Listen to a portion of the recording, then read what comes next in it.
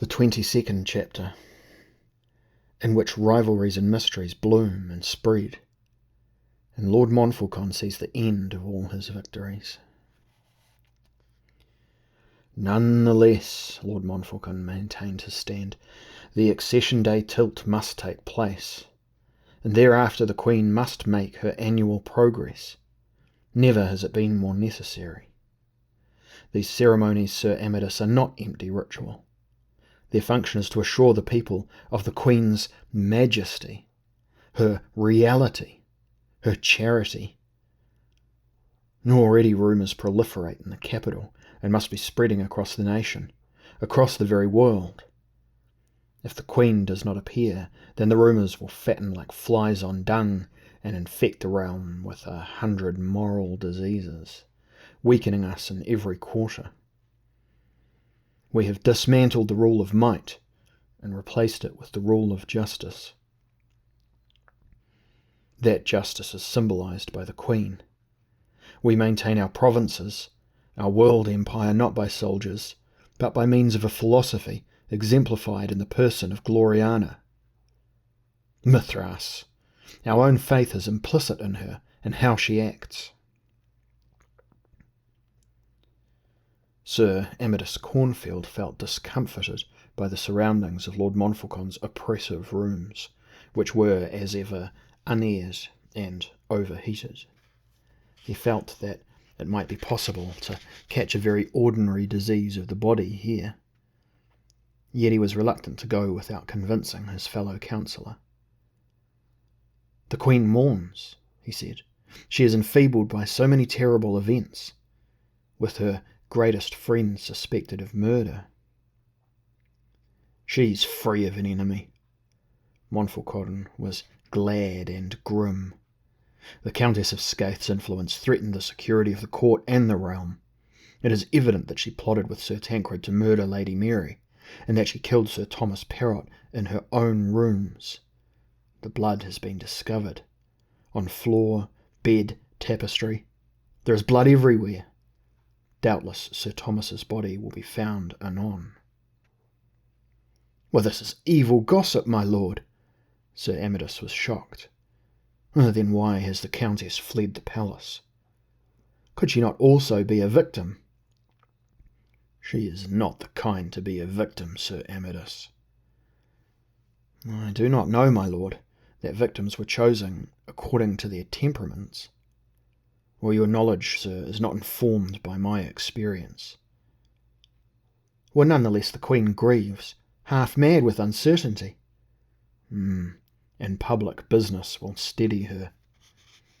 "And who's to replace the Countess at the tilt? First Tancred's gone, now her. It's as if fate takes any who would be the Queen's champion."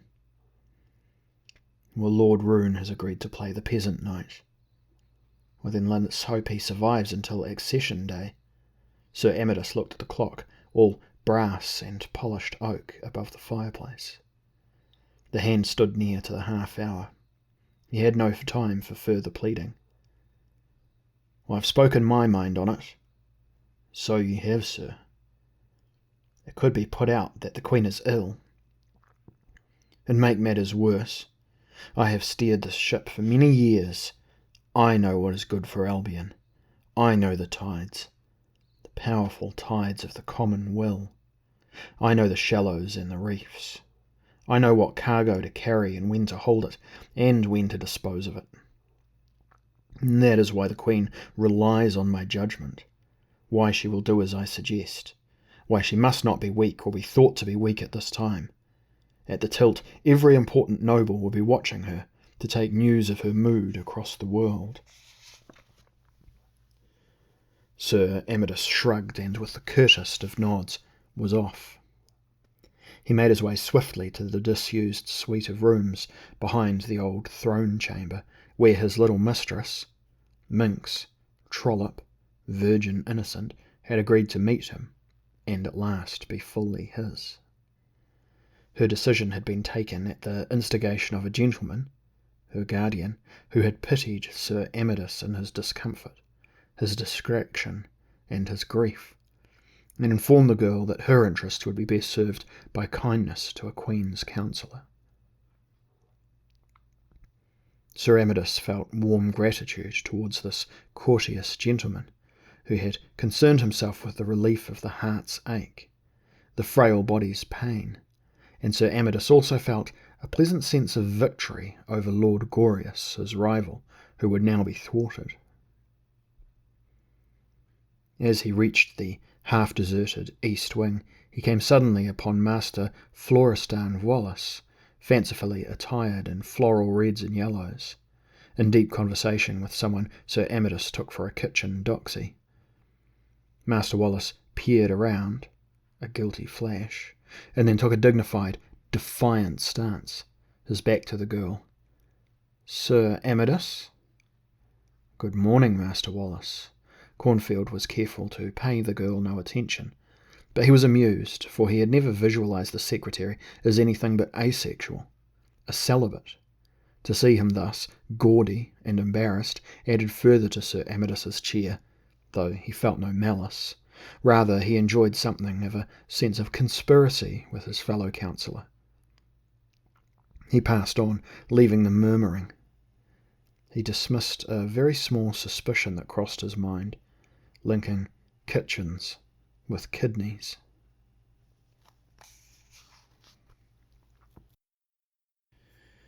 Lord Montfallcon glowered up from under his heavy brows, and Master Tinkler scratched a head that was the chosen field of warring tribes of vermin, shifted his feet, cleared his throat, rubbed his nose before settling. Lord Montfallcon reread his list, knowing that the longer he kept Tinkler waiting, the more rapidly Tinkler would answer his questions, and therefore have less chance to colour his information with pointless interpretation. "No choir?" That was his usual opening. "Dead, sir, for certain." Tinkler was helpless. "And I was not the only one who hunted him. 6 months have passed, sir. We must give him up." "Well, who else hunted him?" "Fathers of daughters, and of sons he'd wronged, kidnapped or killed. Who knows now? The mood of the town? The choir's forgotten by most. Fool, I meant the Queen. I loved as always, my lord, revered. Gossip? Unimportant? Aye." A sceptical twitch of the eyebrows. "Not," began Tinkler awkwardly, "not worthy." "What's the gossip, Tinkler?" "Of several murders? Of a return to the days of Herne's mad court? Of a queen driven insane by her unfulfilled lust? Well, you might say. And what else? Sir Thomas Perrott imprisoned by you, my lord, and tortured. The Perrotts banished and planning rebellion. And the Queen's favourites ravishing any virtuous girl they can find." "Worthy of choir, that gossip." Lord Montfallcon's short laugh was horrible. "The old days, in truth. What's the remedy suggested in the ordinaries?" "Well, every man and woman has a different one, sir." Tinkler began to warm to his subject now that he knew what was expected of him. "Yeah, but in general. Well, there's a common belief Her Majesty should marry, my lord. A strong man, they say. Like yourself." "They'd have me marry her?" "No, sir. Well, not many. Because I'm not trusted, eh?" Tinkler blushed. "They think you too grim, sir, and too old." "So who? A suitor, you mean, my lord?" "Who does the mob think the Queen should marry?" "A king, sir." "Poland?" "No, sir, for Poland's king is not considered strong enough for a hard-willed woman. As consort, many think that the Saracen monarch, who was much admired during the winter's visit for a handsome, manly, martial king, he would be the proper candidate." "Why? We are not at war." "The broadsheets, the street songs. Well, I brought you some, my lord. All speak of it, do they not? Of civil war, of war with Arabia, or war against the Tatars." Where there's a will to war, a war will always follow, mused Montfallcon. That intent must be changed. I didn't hear you, my lord, I regret. Montfallcon studied Tinkler. So the Queen shall marry the Grand Caliph, who will master her, lead Albion to victory. Well, many sympathise with the Perots, sir. The murder of Lady Mary sparked their imaginations. As such murders always do, and that contained all the proper elements. Innocence destroyed. So they believe the Perots will rise, my lord, and that many will join them. They think that the Perots will support the Queen and clear the palace of... Again Tinkler paused. Of Herne's old men. Aye, my lord. The Queen is virtuous, but not her servants. Aye, my lord. She's too weak to rule alone. Pretty much what they do say, my lord. Montfallcon lowered his head, fingered his lip, nodding slowly. And they fear that a weak queen means a weak Albion. A strong-willed woman badly advised is closer to the mark. Tinkler moved his dented velvet hat upon his head. This is not shared opinion. Some disagree. But faith weakens, eh? Well, not too much, save for the murders. All would be forgotten in a day. Even the murders will be forgotten in time, if there had been no more. But I heard... Well, there have been no more murders. The Countess of Skaith fled, I heard, after attempting to poison Lord Roon, killing his children. Lord Montfallcon waved a hand. Nonsense. She fled for other reasons. Well, some say you had her incarcerated, my lord, in Bran's Tower with Sir Tancred. Sir Tancred was popular, too. No, I never was, Lord Montfallcon smiled. How easy it is to give them heroes and villains. And I was content it should be thus until that murder. If only I had Quire. What a beautiful ferret. What a golden-tongued spreader of tales. Well, it's up to you, Tinkler. You must tell them how the Queen is strong, that she considers dismissing me, that I am close to the end, that my health fails, as does Lord Ingleburgh's. Tinkler's eyes were widening. Well, this cannot be, my lord. Montfallcon threw down gold. Your pay's safe, Master Tinkler. Tell them the accession tilt may be witnessed as usual for a week from walls and roofs by the commons, that the Queen will appear, and that shortly thereafter she'll begin her annual progress through the realm. Tell them Sir Thomas Perrott was almost certainly murdered by the Countess of Skaith, who has herself fled Albion, and that's the truth, and that when the Perrotts realise this, they'll become wholly loyal and obedient again. We'll not say yet if the Queen plans marriage, for that's the best counter-rumour we have, and it'll be foolish to use it too soon, before suitors were selected. The Queen receives suitors, my lord? Tell them that if you wish. I think that will cheer the commons to know all this, said Tinkler soberly. Aye, it might. Lord Montfallcon put a quill to his teeth and picked. You may go, Tinkler. The obsequious quasi-choir padded away. Lord Montfallcon rang his bell, and the little page, Patch, in green velvet, entered, doffing his cap and bowing low. My master's without, sir, with Sir Thomason Fine. I'll let them enter. Patch signed and stepped aside. Lackeys came slowly forward, with the poles of Lord Ingleburgh's litter upon their shoulders. In his chair, dreamy with pain, left hand on weakening heart, Ingleburgh swayed as he was lowered. He reached out a knotted fist to Patch, who ran forward. There was love, father and son, husband and wife, between the two, and even Montfallcon was touched by the affection they displayed. Ingleborough was so consumed by gout that there was hardly a muscle free of some degree of agony, but his brain remained good, which he did not attempt to drug himself with drink or opiates. When he did not attempt to drug himself with drink or opiates. Behind him hobbled Sir Thomasin Fine, serious of face, in dark velvets and black linen. Patch closed the doors on the departing lackeys and, at a word from Lord Montfallcon, locked them. Lord Montfallcon sighed. He offered Sir Tom a chair, which Sir Tom took, lifting the weight from his ivory foot. "It's hot." He massaged the joint above the foot, "like the Indies."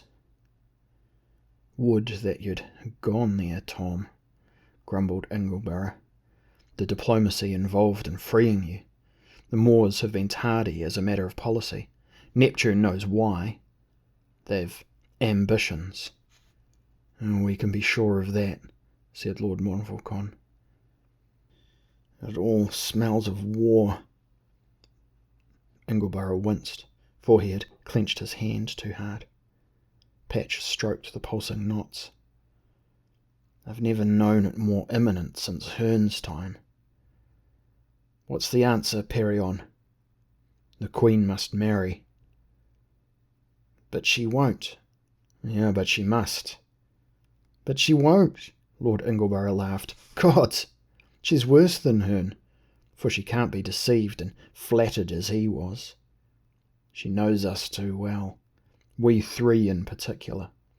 She's been privy to our casual talk since she was a child. She knows all our tricks."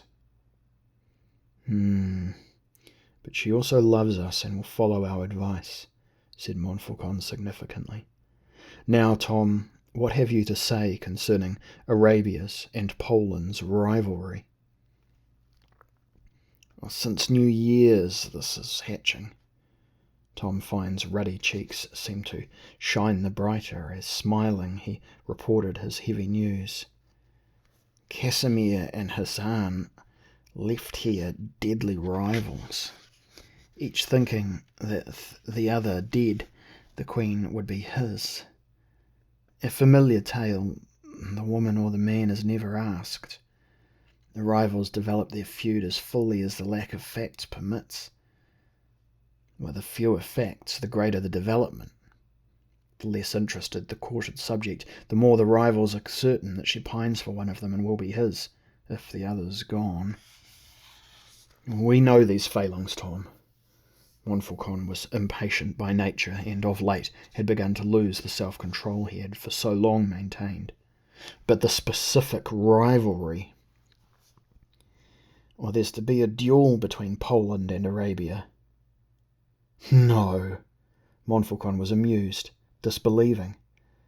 "I have it from the Emir of Babylon, who's close to the Caliph." "And where do they fight?" "On a ship, a Turkish ship in the middle of the Middle Sea." "With swords?" "Well, with all the weapons of chivalry." "Horsed?" "They can't be." "So I hear. The ship is large. The whole deck will be given to the tournament. Lance, sword, mace, and so on." "To the death?" "Or a wounding." "But death's possible, is it, Tom?" "Aye." "So we'll have the threat of war between Arabia, whom we protect, and Poland, our best friend." Montfallcon was very grey. He fell in his chair. He looked at his two friends. He bit his lip.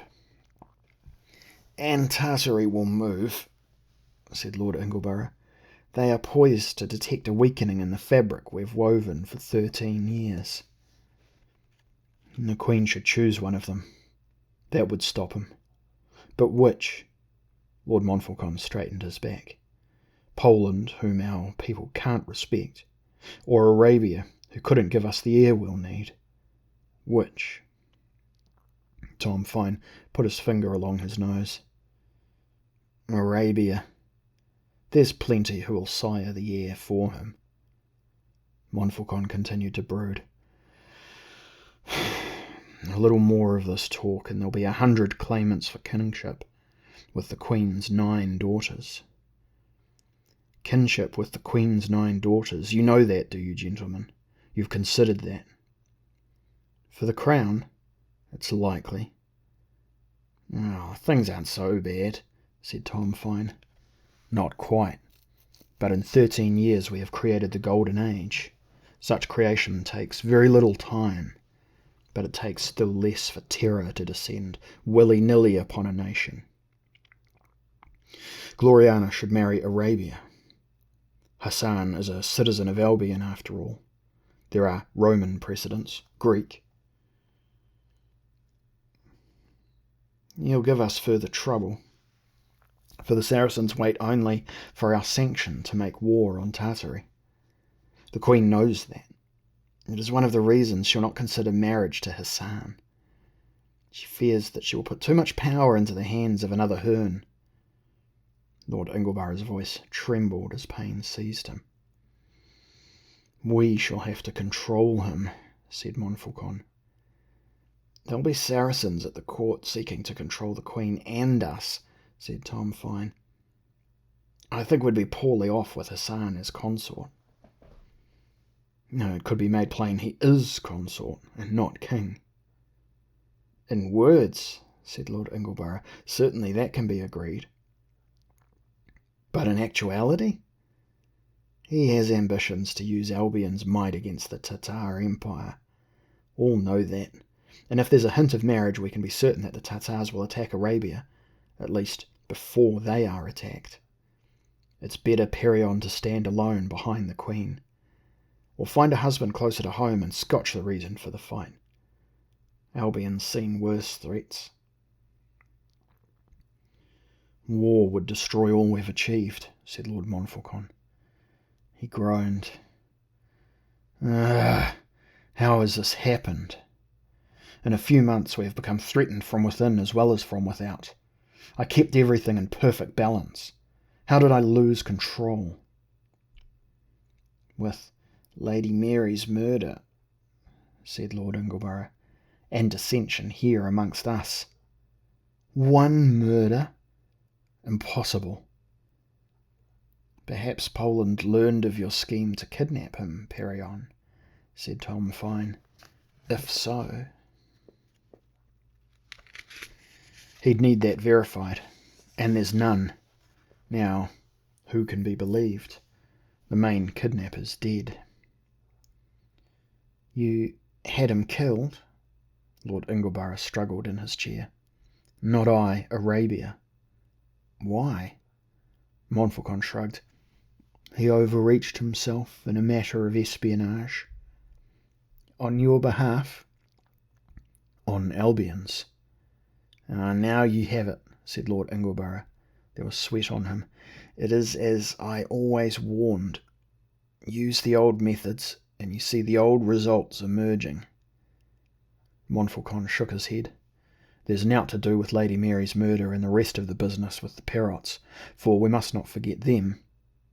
If they attack Arabia, they'll be popular for it, said Tom Fine. We'll not be able to support them. The Lord High Admiral was wincing as he spoke. We cannot. And if we stop him, said Tom Fine, half the nobles in Albion will be up against us as well as the commons. We could have some sort of uprising. Not a large one, possibly, but who knows? One thing leads swiftly to another. The pain in Ingleburgh's face was reflected in Montfallcon's, who again saw his great dream fading, even as they spoke. He stood up. There must be a way to save all that we have schemed for, all the good we have created. Not by the old methods. Lord Ingleborough drew Patch to him, as if to protect the lad from Montfallcon's rage. We acquired bad habits in Herne's service, even as we worked against him. You cannot help yourself, Perion. You continue to use the instruments of secrecy and terror, modified perhaps, but you still use them. You plot along conventional lines. To protect our Queen and Albion. Montfallcon did not raise his voice, but his tone intensified, and was therefore much more fearsome. to protect the innocence of the girl whose life we three protected for so long from the cruelty and caprice of the father. My whole soul has been invested in this service, as has yours. I refuse to accept your inference, Lisuarte, that my actions have been in any way misguided. Or immoral? Ingleborough spoke quietly, his teeth clenching. The pain continued to increase in him. A hand to the heart again. Most morally have I protected Albion, and all Albion means to us. The world's not perfect. I have had to use certain tactics, but never have they touched the Queen. No stain. Spilling blood for Albion is spilling blood in the Queen's name. Ingleborough sighed, lowering his chin upon his chest. Tom Fine was up. This is no good. If we three quarrel, then all we've achieved is surely lost. I have never acted, continued Lord Montfallcon, unless the Queen, and therefore the realm, was in some way threatened. Many of the dead were amiable enough, I suppose, but foolish, luring the Queen into like foolishness. Indirectly often. She never knew. We could not have the realm discredited. I fear your next admission, groaned Ingleborough, that you've had the Countess killed, and those others. The Countess's influence upon the Queen was never good. Her advice paid scant respect to duty, and the Queen is Albion, and Albion is duty. Tom Fine cried, Friends, no more of this. You drive yourselves to opposing ends of a brittle plank. When it snaps, you'll both fall. Let's keep to the middle. Remember, our business is to maintain the balance. It is what we have always agreed. And you, Lisuarte, are in monstrous bad pain. You must retire. I'll talk to Perion. He claims more than is true, as a man who will become drunk on his own poetry and add substance to his stories, and thus maintain the song. Montfallcon sat down behind his desk. Patch ran for the lackeys to bear away his master's chair. Tom Fine stood beside the empty fireplace and listened to the ticking, to the grinding levers of the clock above his head. When Lord Ingleborough had gone, Sir Thomason Fine looked down at his remaining friend. There can be no more killing, Perion. Another death here, and our plans are defeated forever.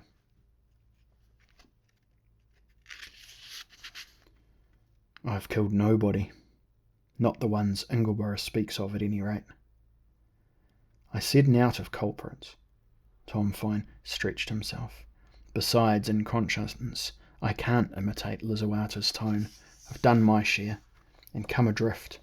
This last venture was a stupid trick, and I'll not sail out again. I'm shore-bound from now on. I merely said we must have no more. We must see to it that there is no more. We clear the air, Perion. We must bring back the light. We must make the Queen happy, for all our sakes. It cannot be done with the old ways of iron. Well, what other ways are there? Montfallcon sulked, but he did not deny in his stance the truth of Fine's words. Iron threatens. Iron defends. Gold defends too. We'll pay our way clear. That's never worked in all history. Golden ideas, Sir Tom laughed at himself. Golden dreams. It's what we've lived on, you and I, for many years. Golden faith. Montfallcon agreed. The Queen responded. She brought us back our faith for a little while. It seemed that all was well again. Then the Countess of Skaith is proven a murderess, and the Queen crumbles. She's been moping ever since. She'll see no one. Count Korzeniowski wishes an audience on important matters concerning Poland. Perhaps he wishes her to stop this duel, for he loves his Casimir. Olbacha Khan talks openly of Tatar armies gathering at Arabia's borders, while spreading rumours, got from his crony, Lady Yashi, that Lady List and Master Wheldrake aided in Perrot's murder and threw his body down a disused well. So now List and Wheldrake go fearful for their lives, lest the Perrots catch the rumour. You believe them innocent? Aye, those two have no murder in them.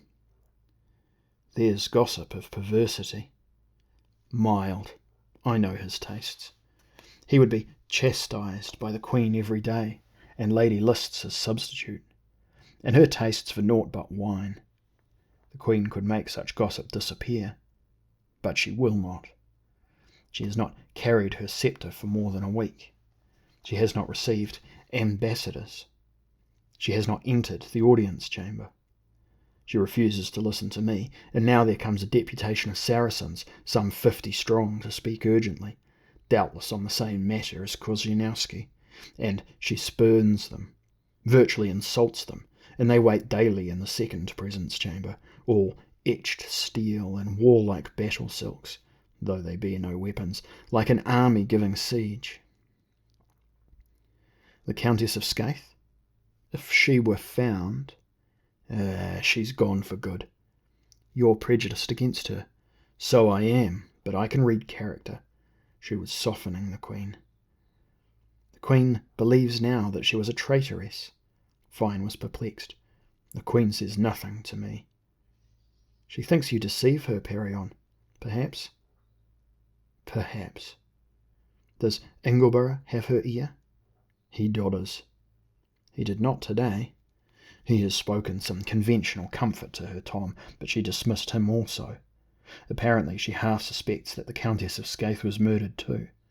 She thinks the blood in the room was her friend's. And could it not be? There would have been signs of a struggle. And no signs of Perrot's death, then. Fine was sceptical of the whole theory. The whole mystery has been debated. Montfallcon rose slowly. She had all the time in the calendar to make sure she was not detected in Perrot's death. She would not flee unless she felt suspected, would she? But was she suspected? Well, by me, I have always been suspicious of her. And no news of her in Skaith? None. She'll be abroad. She has estates everywhere. Some even say the Emperor of Tartary is her lover. Tom Fine wiped his face with his sleeve. The Queen needs support, Perion. If she'll not accept it from me, she'll find it elsewhere. Una of Skaith was her closest friend. Perhaps her only friend in private life. A queen is not a private personage, said Lord Montfallcon. She'll recall soon enough that Albion's friends are her friends. It's a simple equation. Sir Thomason Fine pursed his lips. It could be, my lord, that we have made our equations too simple. Where, by the by, is Dr. D? I should have thought he'd be pleased to comfort Her Majesty. Obsessed with his experiments, he scarcely emerges from his lodgings these days. It seems we're all divorced from her at once. He limped towards the door. What explanations are there for that, do you think, Perion? Montfallcon looked up. What? You blame me too? Tom Fine turned back to study him. You're quick to suspect accusation. I but asked the question, hoping that your subtler brain might find an answer. I'm plagued by many questions. Montfallcon had become ashamed of himself. Forgive me, Tom. Well, think on it. Your mission is, after all, to maintain the unity of the court and the realm, and the core of that unity is, as always, Gloriana. Should the core collapse, the whole structure collapses, eh? I have always said so. Yet we are not thinking too much of protecting the core, of healing it if it is wounded. Tom Fine spoke kindly. We must be gentle. She is still, in one sense at any rate, not a woman. So think of her as a child, Perion. But Lord Montfallcon drew in a weary breath. The tenderness is all gone, Tom. Now there is only duty. By such means our marriages turned sour and cynical, I think. Tom Fine was leaving. But like Lisuata, I never married, so I'm not the best judge, perhaps.